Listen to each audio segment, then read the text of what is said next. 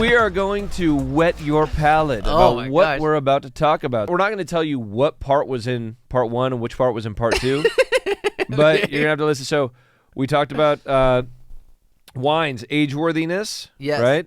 Yeah. And personal preferences, that sort of thing. We also talked about being festive. I mean, there was a lot of Halloween stuff coming out, Halloween wines, Halloween beer. We also talked about gaslighting. Gaslighting was a big part. We also talked about weather. The whole synopsis on the 2023 harvest thus far, which I'm fucking stoked about. And we talked about shooting people. Oh my gosh, dude. Yeah. Dude, you gotta check into this. This was like really fucking cool. I'm just Joe gonna, killed somebody. No, I'm gonna leave. Like fucking A, dude. And the dude was on the couch and he was just like trying to please himself. I mean, you gotta listen to the story. We're gonna leave that one vague. You guys can listen to it and find out if you want to hear more. But yeah. So it was the cliffhanger on part 1. Was that me leaving and my mom celebrated her birthday?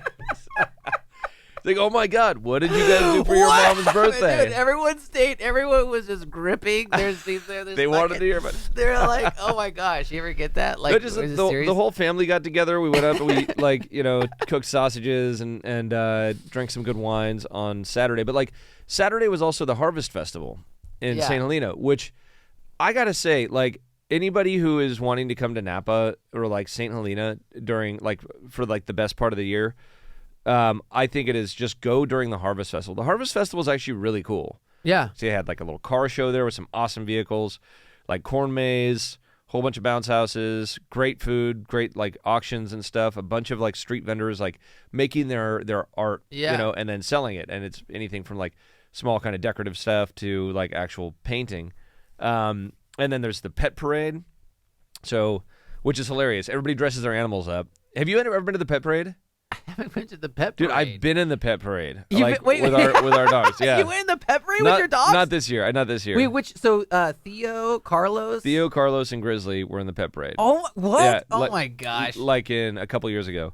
So we'll do it again, but like this year it was. Do you have the photo of that? You guys I'll have to find. I'm sure I do. Yeah. Okay.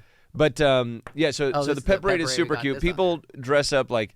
It's mostly families or the kids of families with their animals, and they dress up and they dress the animals up, and it's hilarious. Like, it's super cute. It's just like a great little small Americana, small town sort of vibe. Yeah. And then you got like the Boy Scouts there. They're barbecuing. Get some food from them and whatever. Like, it's really just a cool community event, and it's something like if you're actually coming to Napa, there's like a vibe in St. Helena over that weekend where like You get to see kind of, it feels like the St. Helena I grew up in. Because most other times, I feel like it's kind of lost its way. Like, it's a little pretentious. There's a whole bunch of, like, out there that are just, like, telling you what limbs you can and can't cut off the tree and shit like that. So, what limbs you can't cut off? Limbs. Limbs. What did you think I said? Limbs? Yeah, before that. Never mind. Wait, say it. Limbs? Limbs. Can you? Okay. If you say it enough, though, can you say limbs anymore? Doesn't it sound weird? Limbs. It's limbs. Limbs. Yeah. Limbs. It does sound odd. Yeah. Am I saying it right to you? Yeah. Am I saying it right to you? I don't know. All right, back to the point. So it does. So like it does feel like it has lost its way a bit. There's a lot of vacation homes and that sort of thing. So like it's great when you finally see like everybody in the community in one place having fun and celebrating the harvest. And so it was fun. So we actually ended up. I had a couple kids running the fun run. So they do a fun run first thing in the morning. So you show up at like 7 in the morning or so. You do a 5K.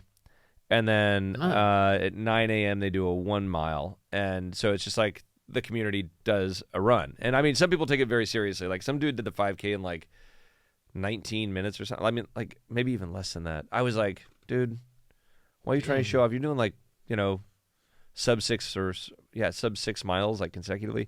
Anyways, but yeah, it was really cool. So I'd recommend it. Look it up. St. Helena Harvest Festival for 2024. Get that date on your calendar. Come out. It's a great time to come out. See the harvest, see the community of St. Helena, have a good time, and also it's the most beautiful time of the year. Best weather of the year is generally in like October, mid-October. So there you have it. That's my advice. Do you win anything for the pet parade? I actually don't know. I think you do. Well, I guess you didn't win anything. Mickey, my nephew, he's hilarious. he has pet chickens. Yeah. So it was him and a friend of his, and they had their pet chickens on like one of those like big bicycles, like the four-wheel bicycles.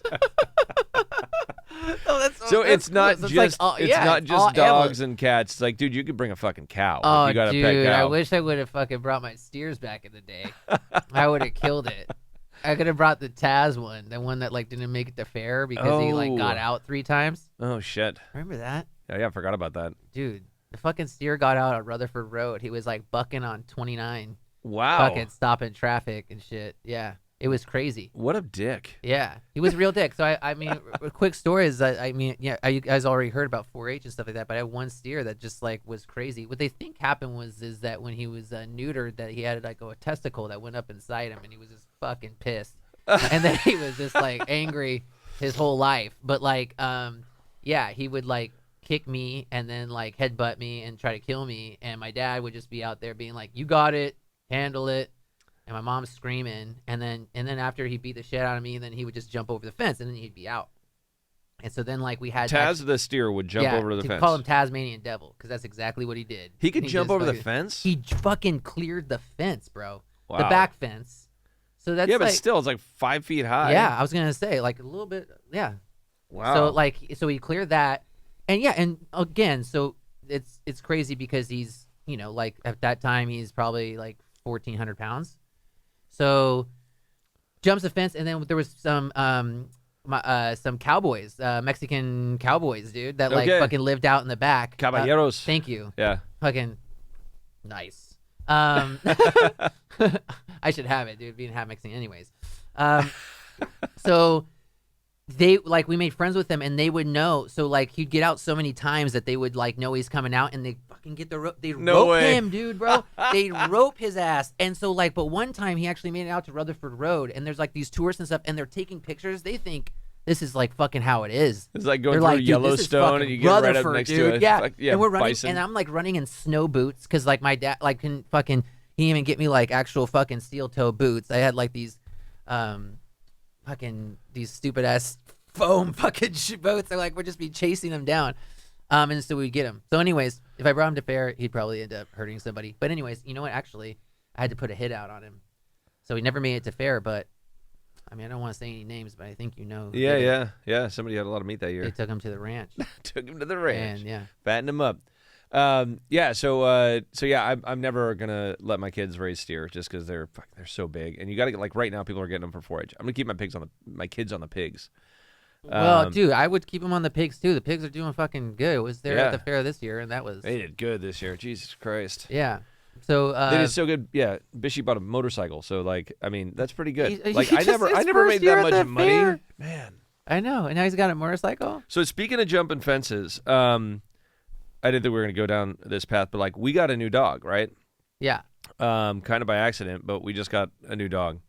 And what kind of dog do we know? It's a golden doodle. He's like one of those designer dogs. Like I don't know. He was probably expensive. Designer dog? Is that what I call him designer dogs. Like he's like the perfect, cutest little specimen of a dog. Okay. We got him from. Should I tell the story? You kind of know the story, right? Yeah. Yeah. Should I tell the story?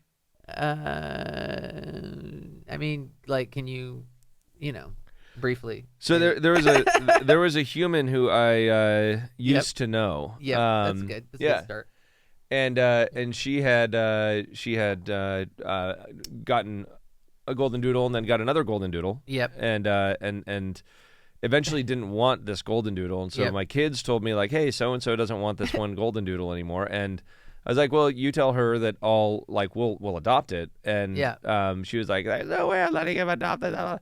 Anyways, and so we find out that she told the kids that this golden doodle got out and was eaten by coyotes. Yeah.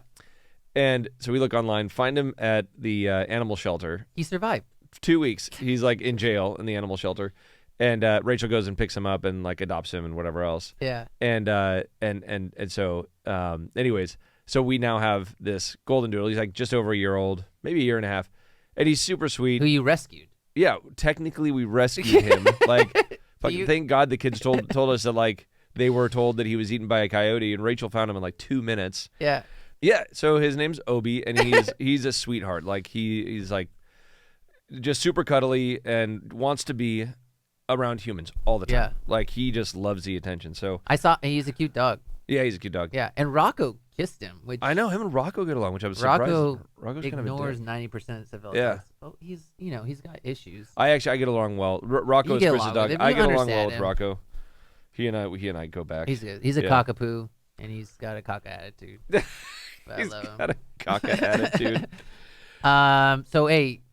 All right. Well, now that we're done with talking about dogs and jumping fences and animals, Yeah. and the back end of the there are some funny stories about my mom actually on her birthday because we didn't really finish that.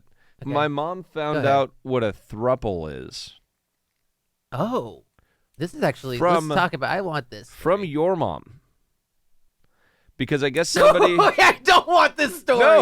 Wait, what the fuck? Oh my god, what a twist! Fucking M. Night Shyamalan over fucking here. Jesus. Okay, Why so did I even accept that? So- Do I have a drink? Do I have something? so she was trying to figure out what a throuple was.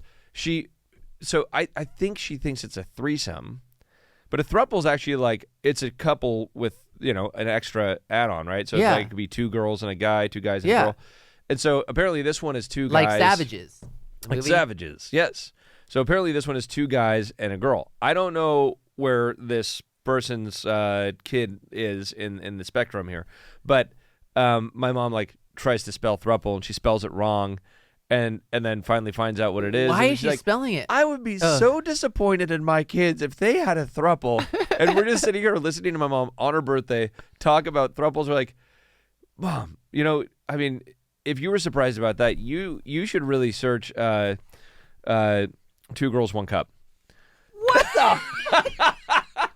I don't know if she has. Oh my I don't know if God. she has, but just to mess with her. So, anyways, it's a lot of fun. She's like almost 70 years old. I shouldn't say that. She's in her late 60s, and she's like doing awesome, having a great life. But she missed out on a lot of the weird, and like this is a great like generational thing, because there's so much crazy shit that's happened in the last 20 years, even crazier shit than in the last 5. Yeah. And like if you're like in your 60s or in 70s, like how do you keep up with this stuff?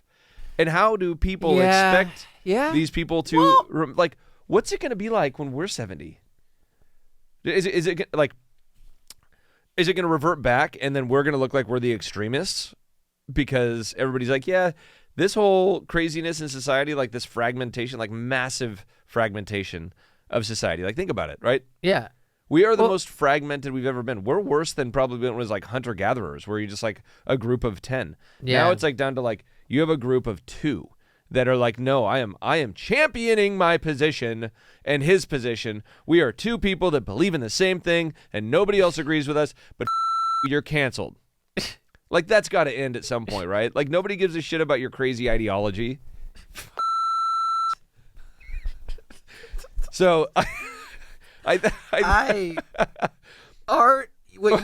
Art left for the bathroom and he's back, and I saw him laughing because I'm sure Chad was just like, He said to look up 2 girls in a cup or something? Yeah. Is that what you want me to do? no, so please don't look up that. from a societal or society perspective, right? Our society is it cannot, and I'm not talking America, I'm talking the human race. We cannot withstand that much fragmentation. Can I just ask, why was your mom so upset like about if you were involved in a throuple? Like if I had a throuple, if I was involved in, if I had 2 wives, or is that what it is? It's kind of like that, right? Or I was a husband with another dude and another girl. Throuple. You don't need to look up throuple, but you can if you want. So but why it's was like she, if you got an extra in your couple, because she's a if traditional. you're a couple, but throuple, right? 3. So Yeah. you got. So it's another spelled person like in couple, there. but So it starting could with be- it could THRE. be- I think it's like either Or THR. any conversation. 3 people who are engaged or married to one another or involved as romantic partners. Throuple. So it's a thing for people. Like I don't care what you do, in your life, in your own room. Like I've actually met one dude on my honeymoon that was in a hold on, hear me out. Okay, Hear me out. I'm listening. Oh, we're listening, Joe. Yeah. No, so we're in Tahiti, right? Awesome place. Went to Bora Bora. Yeah. And so we're there, and we're in a hotel, and I don't know, day like 3 or something. This like guy shows up. He's probably like our age, like 40s, maybe 30s. Lives in Hawaii, and had met some girls like from L.A.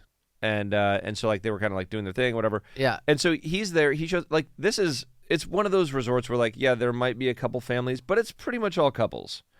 And so he's got his overwater bungalow and all that. And so we're like in the pool one day, and we start talking. He was a really nice guy. Okay. And but he's got like 2 girls with him, and so they're all like hanging out at the pool, like they're going back to their room and whatever else. And so like one day, so this same, I don't mind asking people questions. You don't. I don't. We've already established that. Yeah.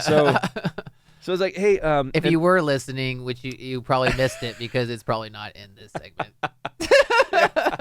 So I'm like, dude, I gotta ask, man, like, what's the story? Like, is that like your girlfriend and a sister, or like, or is it? And he's like, no, like it is what it is. And I'm like, so you guys are like a throuple, like you got 2? Yeah. He's like, no, they're just friends, and we just like go on trips together and do our thing. It was like all in the same room. He's like, oh yeah, no, it's fun. It's just like they're chill with it. I'm like, okay. And then I look at Rachel. I'm like, the fuck, the fuck. This is where it's going. Like, where's like you can have a side piece like in your house. Oh, she's gonna be pissed about me talking about this. Hold on, You know what? I right thought- now we're gonna chime her in just a second. Hold We thought we might have a double episode Halloween special, but it's probably just going to be one. We're gonna have to cut out so much shit. So no, I don't want. All right. I don't want to be in a throuple, dude. Could you imagine like you like dedicating your time and all the effort into like one person and your like romantic life, like that's already a lot to do, right? Yeah. Like, could you imagine doing that doubly? No.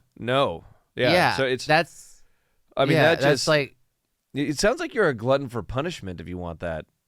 Yeah, it sounds like one of those things that like, oh yeah, people are like, oh yeah, dude, like have like whatever it is, like if you have 2 partners or something like that, like it'd be like a lot of fun because you're just thinking about the exciting part, but you're not thinking about when it comes down to All the realities in all life. the fucking drama, like dealing dude, with you have to come home, like you come home from work and you gotta listen to 2 people's fucking Yeah. And also put and you're it, like, put it, let me say, and then you're like, you're and not put it paying in the- attention enough, like, and put it in the woman's perspective too. Like, would you really want to come home to 2 dudes? dude, 2 dudes. Imagine Wow. that. Imagine that bathroom, ladies. If you're actually sharing one, and think about it. I mean, you're like, okay, we'll have a house with 2 bathrooms, and then maybe they would have like the one, and you'd have your own bathroom, but then a kitchen. You got food. You'd have to have like, and then you have to guarantee it to throw the dice. So you have to have 2 people that are clean, Yeah. that are good like roommates. Like not you're not gonna find 2 people that are exactly like, have all that stuff. You're gonna get somebody. I don't know. Pick up stuff. I don't know. I'd like to actually talk to somebody get in depth with somebody that's in a throuple to kind of see how it goes. Like if we can get a guest on here that is in a throuple and like open to talking about it, just to understand the psychology behind it and how they find balance. Because like, again, like that's so foreign. You to want me. to bring a throuple on here? So I'm How do foreign. you No, find- just one person. I don't want the whole. I have a feeling it'd come to blows. I think that people get in a fist fight or something. Well, if they- that's what you don't want to if bring the I- whole throuple on. If I actually got to interview the way that I'd want you to just interview, want to bring someone that's in the. they'd leave here pissed at each other. All right. Yeah. Okay. So Well, back maybe we'll try- to it. we'll Now go back to that. do I sound like the old guy in the room because I'm like I don't understand. I don't need to understand it. If it works for you, cool. But like I don't understand it for my personal life, right? And my mom is like she's so like I don't understand it that she's like I would be so disappointed in my kids if they were in a throuple. So it's not just like yeah, I'm not into that. It's like I'm fucking gonna project that onto the next generation here. Times are changing. Yeah, anyways, so these marginalized groups, I think, are self-marginalized in many cases. Now, there are a lot of marginalized groups that are out there, in my opinion, that like truly do need extra support, and we do need to change some of the things that we do to make sure we're catering to equality there. But there are some things that just seem like they're so contrived and so extremely minuscule that it's like, I get it, you have feelings about this and you care about them and you think that it should be totally normalized, but it's like, it's not normal behavior. I'm not talking about throuples here. I'm talking about like, I mean, like this is gonna get a little crazy or like weird, but like the animal thing, like people dressing up like the furry thing, like Whoa, dude, don't do this. no. Well, I thought we had an okay. Then why don't we? Episodes you said you supported furries. No, I you can do whatever you want. I get it. I'm saying you have free will to do whatever you want. I don't get it. Like, but like being walked like a dog, dressed like a dog, like if down you a are street, a dog, but in bondage gear and stuff. I'm like, okay, if you're a bird, I think you can fly around. All right, you know what? We're gonna move on to the next subject. Go ahead. What do you want to go to next? Why do you sit back in your chair? You fucking like leave me at fucking like furries, bro. I don't know. I mean, there's a lot of shit we can talk about right now. Unless you want me to just keep on going on this, whatever the fuck else, because I'm on a roll. Okay, yeah, but just you know what? Just finish it with the furry thing. Like, were you done? Were you like? No, I think that I think because that's I don't kind want of to like, lose. I want our furry friends that listen to us to know that we support them. Yeah.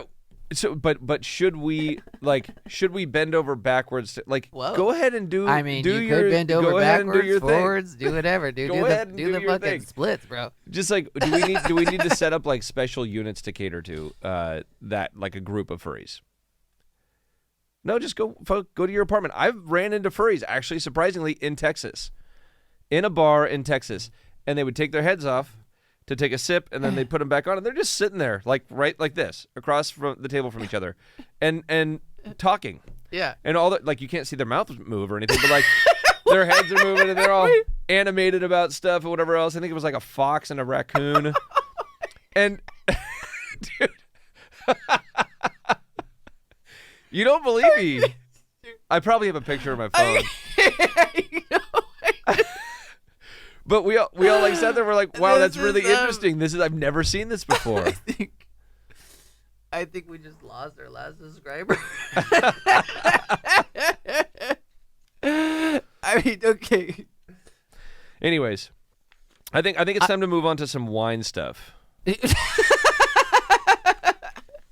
Well, as you were talking about the age difference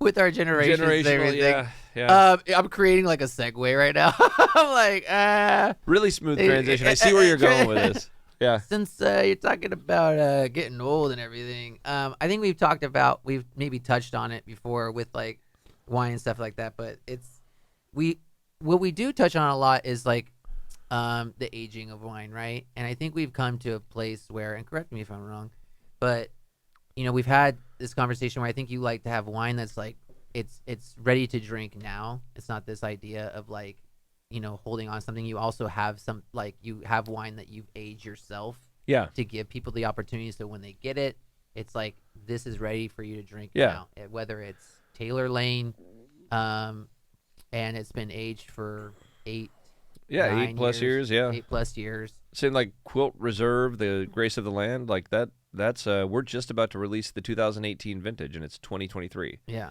That spent probably 2.5 years in barrel, and then we bottled it and then held it until like, okay, when it's ready.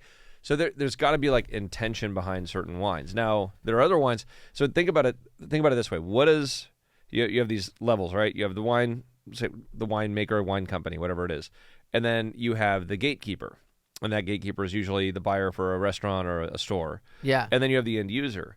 Well, there are a number of different factors working here, because if I were to go to one of those, like the buyer for a store and say, hey, we're releasing our 2019 Pinot Noir, they're going to be like, that sounds like it's old. Like, my customers are expecting the 2021s to be out right now. Yeah. And you're like, well, we aged it in bottle. It's like, well, my customers don't understand that, and I don't have time to educate them on that.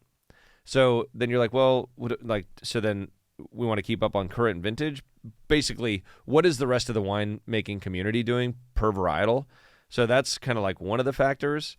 And another factor is, then you pull it back. Oh, there you go. I like that. That's a good aging chart. So Art just brought up. I want to see if I'm going to agree with this. Yeah. Let me finish my thought first. So keep that up, Art. So do you like do it super intentionally where you age it for such a long period of time where it hits its like prime and then release it? Yeah. Or do you say like on the front end is where we're going to release it? And or do you make your wines in a way such that they are acceptable and approachable on release but also age worthy? That's the hardest one. That's the hardest. And that's I think the best one. That's what we try to do. Because you're going to enjoy the wines in, call it like you're going to enjoy the Pinot Noirs 12 to 18 months after they're harvested, and they're also going to age well. And that's what I prefer, but we also have vineyards that don't allow for that. We have vineyards that are specifically like in need of a very different process and in need of a very different timeline before they're released. Now, again, I've always said this, if you're a producer and you go out there and you say like, enjoy this wine, but if you buy it, you're going to buy it, you put it in your cellar for 10 years. You're like, why would I do that? Yeah. I mean, I might die in 8, and then my kids are going to sell the cellar or what. Like, so there's our society does want immediate gratification. That's part of it, which wine does deliver that. But if you have a wine that your wine buyer, your wine shop says like, oh yeah, that's an amazing wine, but you're going to have to wait 8 years. They're going to be like, I don't want to pay $200 for something I got to wait 8 years on. So I'm going to go with something that's more readily and accessible right now from a style perspective. So there's a lot of like balance and thought that's got to go into whatever it is the product is you're making and what you want to achieve from that, and what interaction you want the end user to have with that. And I do think that that aging wine can be a hobby. I think if you're in it for a hobby, then you're good. Most people don't look at it as a hobby though. Most people are like, I'm at the store right now. I'm going to make steak and chimichurri, and I need a couple bottles of wine for that. So it's like pick up like a couple bottles of Pinot or whatever, and you enjoy them that night. So I don't know. It's like it's a funny double-edged sword about aging and what should be on the producer and what the consumer should expect. So that was that for aging. But do all wine varieties age the same? I think that's what we are going to be talking about right here. And this chart really has some solid shit. I just want to say for the people that are just listening, Art found a good chart here by Wine Folly. And it's just reds, and it's an aging chart. And this is a good one for Joe, who's going to kind of look this over and see what he thinks about what they're saying, the different ranges of age that you should have for these certain varietals. So I'm going to go with the main ones here first. So looking at Cabernet, now it depends, I think, partly on what region the Cabernet is from, and for that matter, Merlot as well, any of the Bordeaux varietals. But in this chart, they're saying that it is optimum between 5 and 20 years of age. Now, I'm assuming that they're talking about from the vintage, right? Yes. Okay, so... And then what, I don't know what that other line is there that shows like from 0 to 30 plus.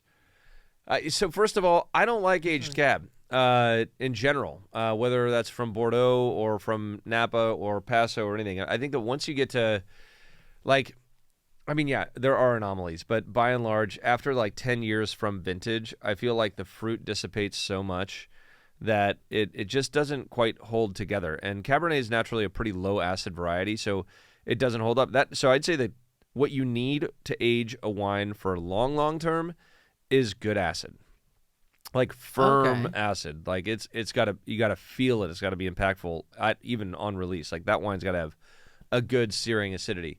So that just top to bottom right there, you got Cabernet, Merlot. They're both saying like up to 20 years. Nope, that's bullshit. Like I think 10 on. Then like there's nothing wrong with that. We make a lot of cab. I love cab, but I can tell you that it doesn't taste as good after, like, in general, after 10 years of age. Yeah. Okay. Now, Syrah is interesting because Syrah, Grenache, let's toss a few of these. Well, there's no other ones on the list, but let's say Grenache, Syrah, Mourvedre, some of the Rhone varietals.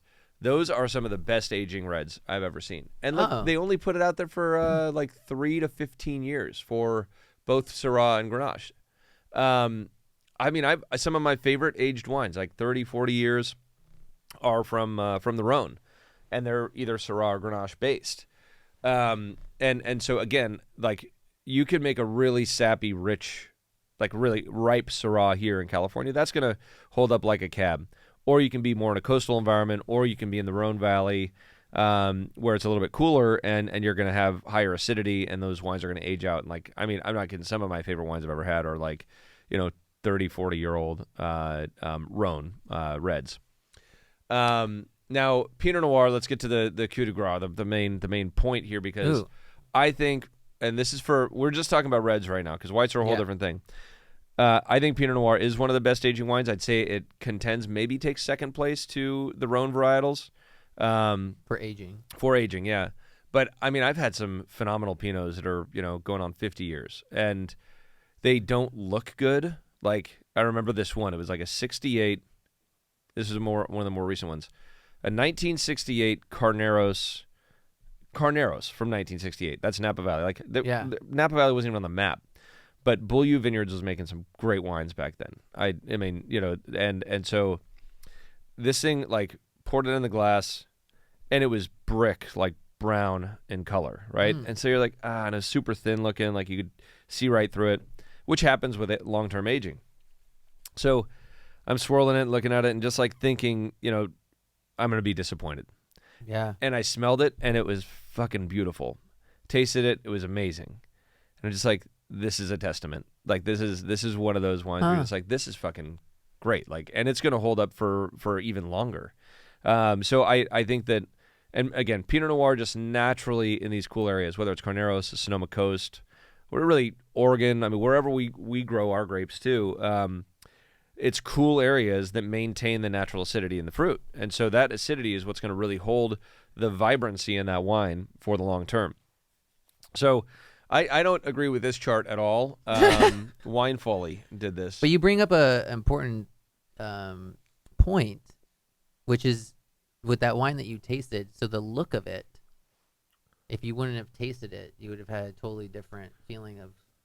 I mean, you looked at it, you didn't think it was going to taste that great, and you were actually pleasantly surprised. It sounds. Yeah, very much. So when it comes to like the aging process, if you're going to taste something that's been aged like for 10 years or 20 years, I mean, that one, would you say that was from the 60s? Yeah, like 68. So 68. Is that something that you can think about when you're drinking this like really aged wine, that the look of it can be deceiving? That like you're really gonna maybe have to really kind of jump in there and taste it and see. Yeah, I think no matter just hold no kind of preconceived notion, and don't be convinced by any of your senses that it's going to be bad until you try it. So you're going to assess it, and like if I were writing tasting notes for that, I'd mark it down. Not that I mark down I wouldn't mark score down, but it would look like the opening of that tasting note would be like brown brick hue, very clear. Like it wouldn't. That's not a positive, right? Yeah. But then I've also had some wines where they're a couple years in bottle. You swirl them around, they're just inky and beautiful and dark, and they got this bright, like, fuchsia hue, and like, you're like, oh, this is going to be great, and it could be one of the most garbage wines you've ever had. So it's like, you don't judge a book by its cover, don't judge a wine by its color. It's hard to say that, because I do generally like to think that like the darker wines, at least in their youth, generally are going to have a little more impact, and they generally do. So wait, for that, and just really quick though, like, so the look. But then what about the smell? Are you able to pick up on the nose that it's going to be better? With that, yeah. You'll like usually flavors follow aromatics, right? You're actually tasting through your olfactory. Yeah. You're tasting like the olfactory. When you taste, it's coming. It's actually part of your perception of aromatics more than it is about taste buds on your tongue. When you're tasting, that's the way the wheels fall off in tasting is the profile, the phenolic profile, the textural elements of the wine and the acidity in the wine. Like, is that balanced? So you may get great aromas and be like, oh, I'm in for a treat, and then taste it and be like, that's fucking tannic and high acid, like super tight. I don't like how that plays on my palate. Yeah. Or it might be, I don't really like the aromatics, and you might not really like the flavor, but it has a beautiful gracefulness on the palate. So every wine is different. It's all about just experience and learning about what you like. And so to do that, you just got to try a whole plethora of wines, and different wines from different regions and from different vintages. And you kind of just get you got to create your own bearing on what you like, I think is what I'd tell people. Like, get out there and experiment and have some fun, because there's a whole lot of shit to try. and a lot of it's not that expensive. You don't need to start with like $50 bottles or $100 bottles. You can find stuff that's $10. Actually, I don't know if grocery outlet is everywhere, but grocery outlet is, if you go and like, we don't do much with them because they're kind of like they buy like stuff that's just not moving, right? So they're always just looking for a deal. Mm-hmm. But there's one in Napa, and if you walk in there, like they've got all of these imported wines that like you don't really know anything about, but you're like, oh, I'm gonna try it for $6 or $10 a bottle, and you might try it and be like, that was really good. Well, like, what was the problem? Maybe it's not the quality of the wine. Maybe it's the marketing. Maybe it's that they don't have anybody here, or they don't have an importer or a distributor here that's actually doing their job. They just put it in the barn, and then they're like, hey, we got to come up with some capital, move this shit out at like just above cost, and then that goes to a place like grocery outlet who's buying it at the bottom of the pricing model that the distributor has, and then they're just barely upcharging it, so the consumer gets this opportunity. That's a great place to go to really try some stuff. And I gotta say, like, grocery outlet, like, they're known as kind of like the low end, one of the low end discounters for like groceries. They got like pretty good stuff. I mean, it's fun to explore their wine section, and it changes all the time. Yeah. Because they don't have they're not doing programs with people. They're not doing like, oh yeah, we always want to have this product on the shelf. It's like, well, what's cheap? What's being closed out from these distributorships, and they'll jump in. It's pretty good. I think that's a good part for the education part of it too, for people to go out there and kind of follow that. That's it. Without like little game plan, breaking go the out there bank, and, like get out there, like and taste like, a lot. Just buy 5 bottles and open them all up with like a couple friends one night and taste through them and be like. And that's another thing I'd say for people to learn. If you can get like verticals with some separation, so like 5 years in between each, and that's pretty hard to do. But if you could take like the same wine but 5 years in between each of the bottles that you're tasting, then you really get to see how age affects wine. And the other thing is, if you're experimenting and you're like, I want to go out and try some like Rhone or Rhone varietal wines, and you go to a place like Grocery Outlet and you buy those 5 bottles of all, say, Syrah or Syrah Grenache, Mourvedre blends, whatever they are, bring them home and try them out, and then you get to see the differences stylistically and whatever else at a reasonable price. But like, everybody tastes wine and thinks like, oh, there's not like all that great of like memory to what that exact wine was. I mean, some people have that talent, but overall, you're looking at it like you need a comparative. You need like points of reference while you're tasting through. So it's not just like, oh, I had this one bottle of let's say it's like Belgloss Clark and Telephone Pinot Noir, and I loved it. It's like, I'm glad you liked it. Was there a reference point? Like, did you liked it as compared to what? And when you're tasting them in a lineup of different wines, that's when you really get to say like, okay, what is it that I like about this more than these other 4 wines? Yeah. And that's when people really start to open their minds up on wine. And I'd recommend doing that, like, I mean, once a week. Well, yeah, dude, I think that's part of like the educational part of it. You have to dive in and actually taste it yourself and get into it. I want to just like do this for people because I know that they're into it. So real quick, just to kind of summarize and go through, Cab, what's your recommendation on aging? Yeah. Sorry, we didn't even get the details. Okay, Cab, my recommendation is about 5. This is personal preference, by the way. Yeah, okay. Personal preference. Go with your palate. Don't freak out. So if you're listening, maybe you want to know. So I'm gonna say 5 to 8 years is like when I think it's really hitting best. Okay. And some of this comes from the lens of like my personal preference of my wines and the style of my wine, or the other wines that are other in that similar style. Pinot Noir is interesting because it really doesn't have much to soften out. So like I'd say from release in general, unless there's certain circumstances, from release up to 10 years. Yeah. And I think you start going past 10, and again, dissipation of fruit can occur. And that's what you said. I think you made that point before, that also with the Go With Your Palate idea of this, while you're going through these years, for people to know, is that it's also what people are like, what their palate is really used to. So the aging process, that you're going to get more towards that floral. Now, correct me if I'm wrong. Like you said this really like great one time. I would call it we call it bottle bouquet. Bottle bouquet. But not really floral. Like, yeah, you will get some of that, but it's like more like dried Okay. foliage. So like forest floor. So it could be a dry, like, I mean, and I like to get specific with our tasting notes. So like, Yeah. think of like, it's a hot, dry fall in Napa Valley, and you're walking through the oaks, and those valley oaks are dropping their leaves, and so it's like that dry, kind of like grainy, dusty sort of character. Yeah. But then you've also got the forest floor of like, say you're in the Pacific Northwest and you're walking through redwoods, and you've got that dampness underneath you. You've got ferns around, and it's like this real kind of like lively, deep, dense, rich, earthy character that comes out of that. So like there's different elements to it, I guess, but like that's where aged wines generally migrate in my mind, is to kind of one of those paths. Dude, you're a poet and don't even know it. Jeez. That was like fucking all right, Frost.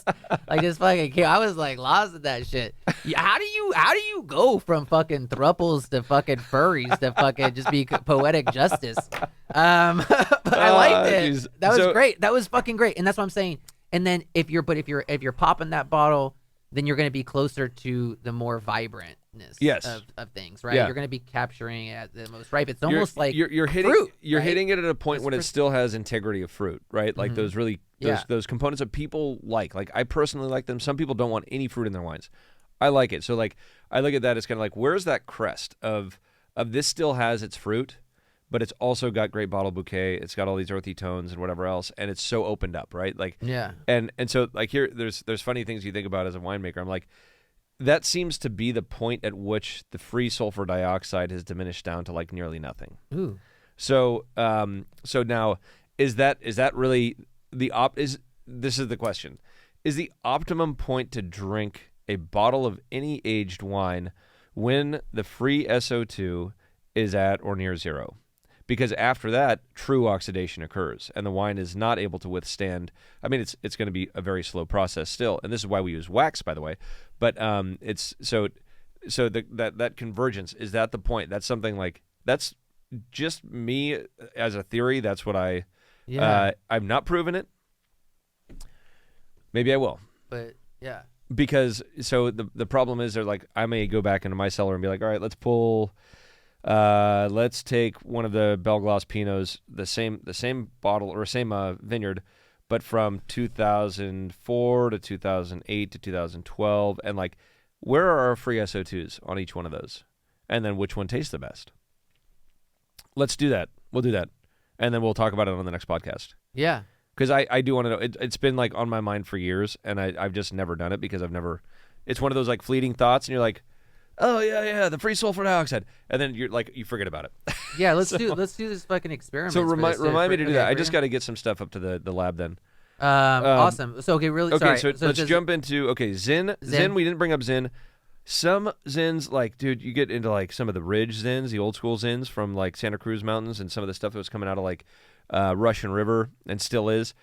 Great age-worthy wines. I've had some 30-plus-year-old wines from there. Awesome. They hold up great, and they still taste good. Now, my preference for Zins, not too dissimilar from Cabernet, by and large. So, and most of them are a little bit riper and brawnier now, so like 6 to 8 years. Syrah, any of the Rhone varietals, I'd probably even push that out a little bit more. I'd probably go to like 8 to 12 years for my preference. Wait, I'm sorry. What'd you say for Zen though? Syrah was 8 to 12. 6 to 8 on Zin, okay. Similar to Cab. And then, but then you get into white wines too, and the white wines, like champagne is my favorite age-worthy wine. Mm-hmm. Going back, dude, I just think it gets better. You like, the longer it's aging, the better it gets. So I don't know. What's optimum? I still don't know on that one. Like sparkling, we got to talk about sparkling at some point, because there are so many different ways. You got either like the big dosage users, or you got the super minimalist, and they all interact very differently, and they're all for a different purpose, right? Like if you're having a New Year's Eve party, you're going to go with the mainstream, go to like get it done right now, right? Like Veuve Clicquot or something. Yeah. Like you know what to expect. It's consistent all the time, and you need it for the masses. We'll be doing a sparkling segment before the end of the year, because we know everyone's going to be getting excited for celebrations. So stay tuned for that. But that's a good one. But then I've had like some, that was like a 70-year-old sparkling that was still on lees in tirage, and I don't get caught up in the romance of stuff, like age wise, and I always tell people like, don't think that the older wine is better than the younger wine. Like it all is down to your personal preference, but be open minded about it. But that wine was like, holy shit, that was like the best sparkling I've ever had. That was, and it was like, I don't know, 70, almost 70 years old. Okay, and then the other one that I want to call out, actually I'll do two more. Riesling, in particular from Alsace. I don't think there's a limit on aging. I don't think, that I've seen. I think that it's a phenomenal. No limit. The acidity, as long as it's got good acidity, it is one of the most age-worthy wines, I'd say, right up there with champagne. And then after that, white Burgundy and a few more traditional Chardonnay producers here in California that those wines really hold up. Even some of my brother's wines from like back in the day, they were holding up great, like late 90s Marseillais. Are you giving your brother a compliment? I am, yeah. Does he listen to the podcast? I don't know. I'm making a note on the timestamp of the video. I should have asked him if he, but I don't know if he does. He should tell him to listen to this one. Oh, shoot! For the time set. I was like, don't listen to the other ones where you actually like talk shit. I was shooting with him yesterday. He's pretty good. He's got his shit together. No, but okay, but you mentioned your brother, and he is well known for Chardonnay too. Yeah. So when it comes to Chardonnay, and that's just a popular varietal in Napa Valley, I think. Yeah. As well too. So what's your aging reco on that? That all depends on style. So if you're doing like the big Cougar Juicy style, I think that like limits the age worthiness. But I've also had some big Chardonnays that have high acid. So you got to think you're either going like really mineral focused and really light and high acid, so you don't have a lot of body and weight to it, or you typically go big, buttery, low acid, which is the Cougar Juice style. Now, I've had a few that are like big, buttery, oaky, and have high acid. Those are some of the Marseillais I was talking about, but even like Consgard's got some really good stuff. Yeah. Like there are some really good wines out there, and they hold up. So again, I think it just comes down to acidity, and what is the limit on that? I would say there's probably a little more of a limit on Chardonnays. I'd say 15 maybe max. Yeah. Like optimum maybe it's pretty broad and open, like 8, maybe 6 to 15, somewhere in there. And we were talking about like the big buttery Chardonnays. For it to be big and buttery, does that mean it has to go through malolactic fermentation? Typically goes through 100% through ML fermentation. Typically it's picked ripe, so you have higher alcohol because you have higher sugars and lower acidity, higher pH, so you get this flabby drab character, and like it's great for impact. It's great for like the first glass. Like you're like, oh, this is great. I'm enjoying this.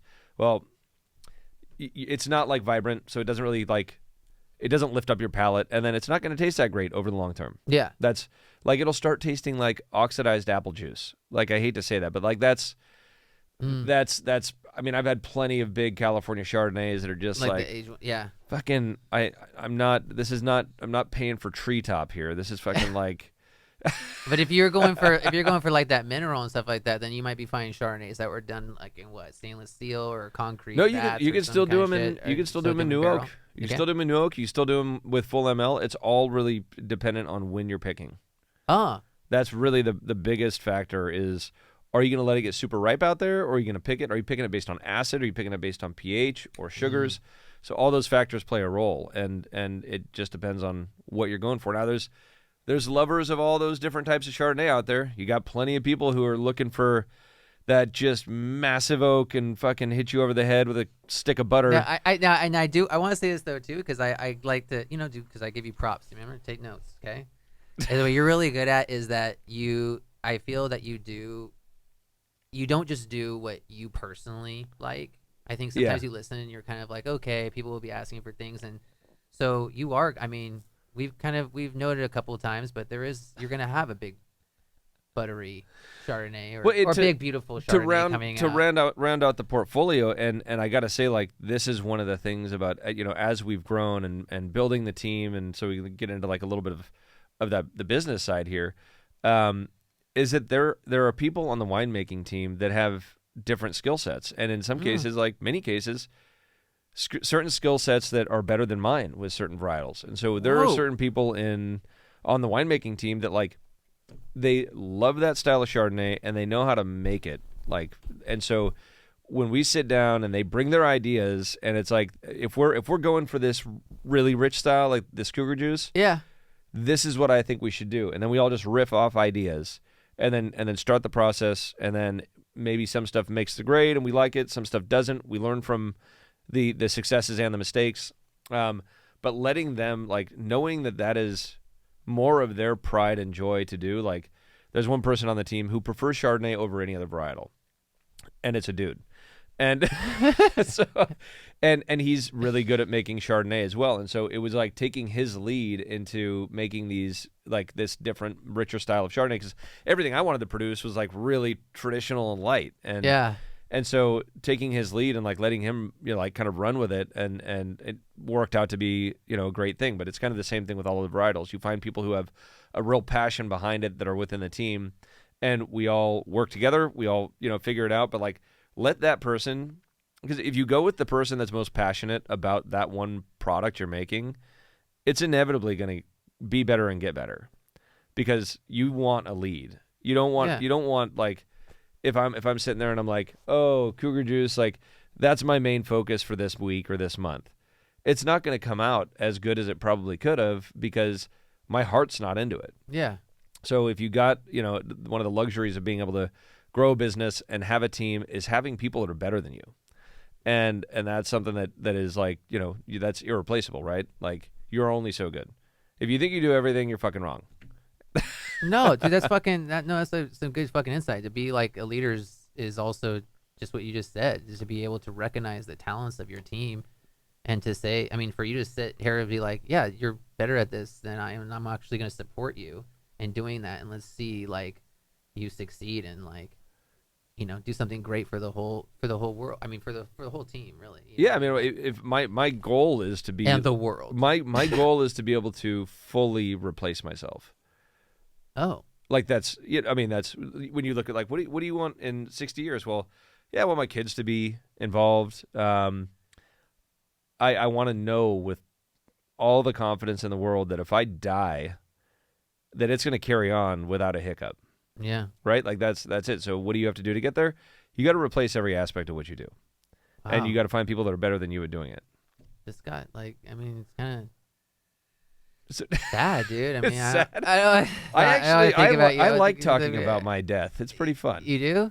Well, hey, actually, stay tuned. We're gonna have a whole segment on death. Dude, we should talk about death and estate planning. Stay tuned for that one. Actually, that's good. Let's do that. Estate. Okay. We'll do estate planning. We'll do estate planning. Well, I think because you've been wanting to talk about estate planning. I've had it on the docket, but like every time it's on there, I feel like, you know. But we can have a guest on for that too. Like, we'll bring an attorney because this is important. Yeah, and we'll go through this too because I don't care if you got $500 in your bank account or you know, and a car, and like that's your will, or if you're a billionaire, like, dude, you got, like, trust me, it's worth it. It's worth putting like a little bit of time and effort into. We'll get into it because you don't want to be a burden on the people that have to deal with your shit after you die. Yeah, don't be that person. Like, don't be that person. Before we end it, dick move. Well, I mean, if we're going to, just two last ones because I know they're popular. We did Chardonnay, Sauvignon Blanc, and Chablis. Well, Chablis is part of Burgundy. Yeah. But I'd say that's some of the wines there are age worthy. Most of them are notably not. They're more like, you know, very consumer friendly early on. So. I'd give it a couple years, maybe 5 years, up to 5 years. Okay. SB, with very few exceptions, drink it within the first year. Mm-hmm. Yeah. All right. Okay, well, now we got to jump into horrible bosses. Are we ready? And thank you, man. I appreciate you letting me drill you. Okay, I'm gonna just jump. That sounded really. Wow. I feel violated. I mean, just pounding you with questions is what I meant. Just. All right, here we go. Jesus. Go. Okay, horrible bosses. Oh, wait, sorry. Horrible.bosses@coppercane.com. Please send us your stories. We do them anonymously. Joe gets to read them, and he's going to do it right now. Hey, this is a pretty short one, so here we go. And I don't know who these people are, just as a reminder. You don't, but see if you can guess. What could be worse than a narcissistic piece of shit boss who is the bully but pretends to be your best friend? Man, that sounds like a Dr. Phil intro. I mean, This one was heavy. I forgot about that. okay, I'm going to break that down a little bit. Hold on. What could be worse than a narcissistic piece of shit boss? Sounds pretty bad already. Who is a bully but pretends to be your best friend? Okay. I worked for this dill hole for 4 years. That's such a good word. I love dill. I worked for this dill hole for 4 years and finally got the sense to leave once I realized I'm never going to get my well-deserved promotion. 2 months after I leave amicably, this same dill hole sends me an email stating that he is proceeding with legal action as I stole data from him. The twist here is 20 minutes later, he sends me another email saying that it was a mistake. It was someone else who did it. That's funny. Okay. I just wonder, who hurt him as a child to be this butthurt over an employee resigning? I don't get his immature and ridiculous actions. He has 2 kids, by the way. You best believe I gave him a piece of my mind and very politely told him to never contact me again or I'll sue him for harassment. I truly believe in karma. It's either this guy... Jesus Christ. I don't even know if I can say this. It's either this guy is going to die with AIDS or end up penniless, my ultimate wish list. Till next time, assface. That was it.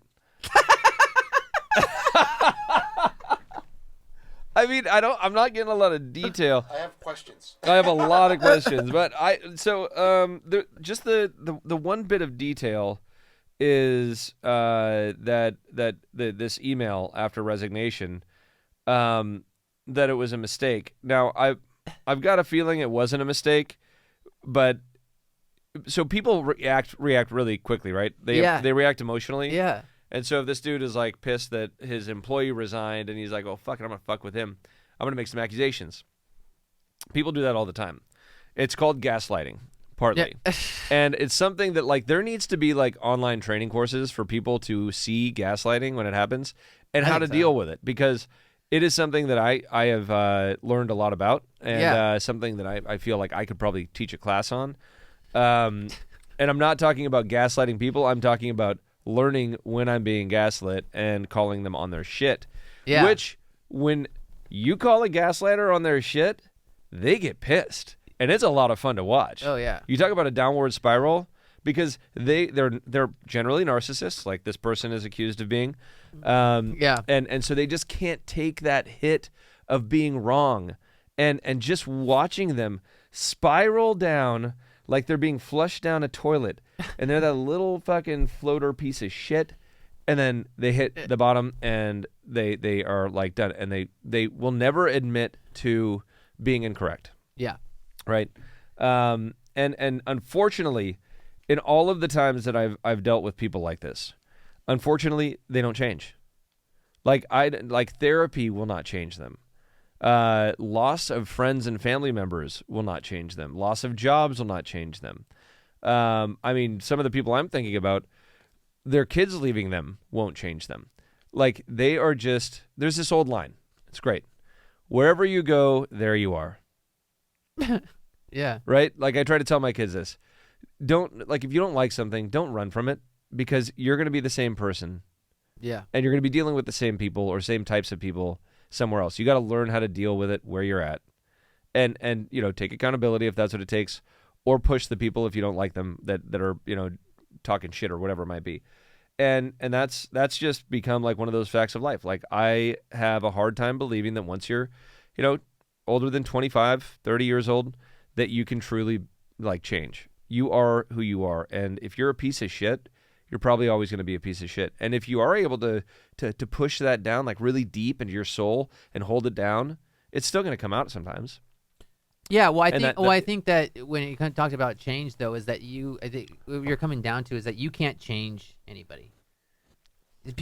Change comes from somebody wanting to change. Yeah, they have to want to change. So you can't do it for them. They can't do it, stuff. So it's like, I think if you have someone like, could you change at 40? Yeah. But you're gonna want to. That person has to want to change and do it. They've got to. If they keep getting enabled or whatever like that, or they're able to gaslight people or go through, they're not going to. Because why?